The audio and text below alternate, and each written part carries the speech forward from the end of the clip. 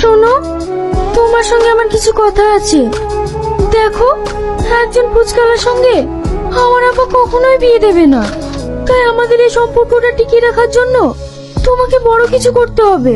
আমি ফুচকা বেচি মাসে 4,000 টাকা ইনকাম করি। মাত্র 4,000 টাকা?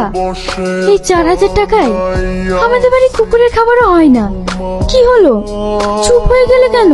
দেখো, আমাকে পেতে হলে তোমাকে অনেক টাকা উপার্জন করতে হবে, তাহলে তুমি আমাকে কখনোই পাবে না। না না, তোমাকে পাওয়ার জন্য আমি সবকিছু করতে পারবো। আমি অনেক টাকা ইনকাম করব। তোমাকে নিয়ে আমি অনেক স্বপ্ন দেখছি, তাই সেই স্বপ্নটা ভেঙে যাওয়ার আগে আমি যেটা বললাম সেটা করো। তুমি যদি আমার পাশে থাকো, তোমার জন্য আমি সবকিছু করতে পারবো। মা, তোমাকে একটা কথা বলবো? বলছি, আমি সাজান ভাইয়ের সাথে বাইরে কাজে যাচ্ছি। কি? না না, তোমাকে বাইরে কাজে যেতে হবে না। তুমি গ্রামে ফুচকা বিক্রি করছো, ওই করো। না মা, আমাকে বাইরে যেতেই হবে, কারণ আমি একটা মেয়েকে অনেক ভালোবাসি। ওরা অনেক বড় লোক, তাই আমি যদি ইনকাম না করি তাহলে ওরা কখনোই আমার সাথে বিয়ে দেবে না। এইসব তুই কি বলছিস?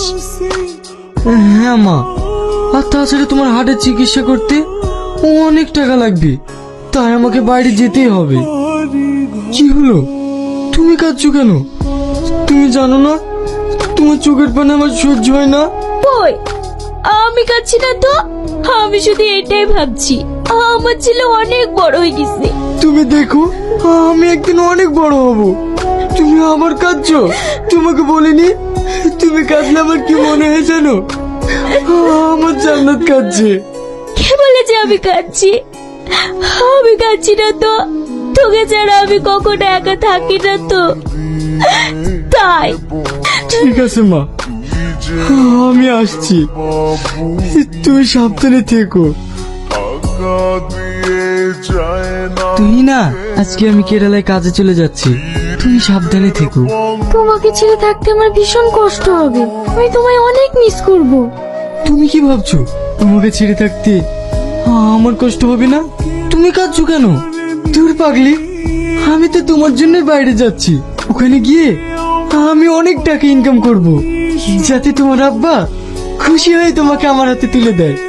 তুমি সাবধানে থাকবে আর নিজের শরীরে যত্ন নেবে। আমার আবার ট্রেনের সময় হয়ে যাচ্ছে, আমি আসছি। তোদের এখানে কাজ হয়ে গেলে পাশের বিল্ডিং এ 400 বস্তা বালি তুলে দিবি। বাবু, আজকে আমরা ওভার ডিউটি করতে পারবো না। রোজা রেখে কাজ করতে অনেক কষ্ট হচ্ছে। তাহলে